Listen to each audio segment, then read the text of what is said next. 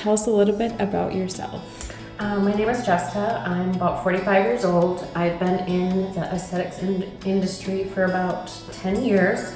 Started out as a basic esthetician. They changed laws and rules, and I went back to school and got my advanced practice education.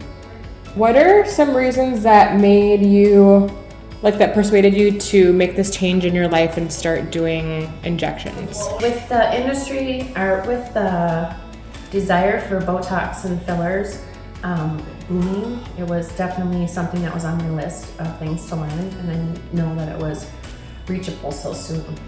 Demand, kind of, yeah. Okay, and how did you hear about Minnesota Brow Lash and Med Spa Academy, and is there anything specific that made you choose us for your education? I learned about Minnesota Brow and Lash Academy a few years back, and I just know that they have the reputation of being the top of the line school for brows and lashes, so that's why I chose this place. Cool.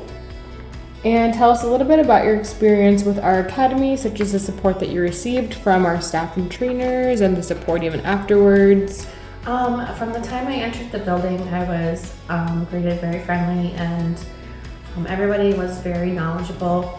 I really like the instructor, as she has years of experience and different views, not just kind of set in her one way or no way attitude. Her years of experience make me feel confident in what she's teaching me and what I need to focus on the most. What was your favorite thing to learn during class and why?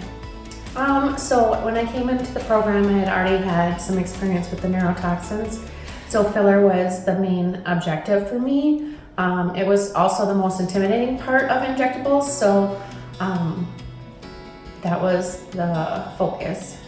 Like that was obviously your goal was to learn the dermal filler. Can you share some tips or advice for future students thinking about starting this path? One of the things that I found when I started in injectable research education was the facial anatomy, and it wasn't until I want to say I was with the right person that I actually grasped the muscles of the face. And it was weird because all of a sudden I could see, I can see their muscle, I can see that muscle, and I don't know, it was really cool. Mm-hmm. So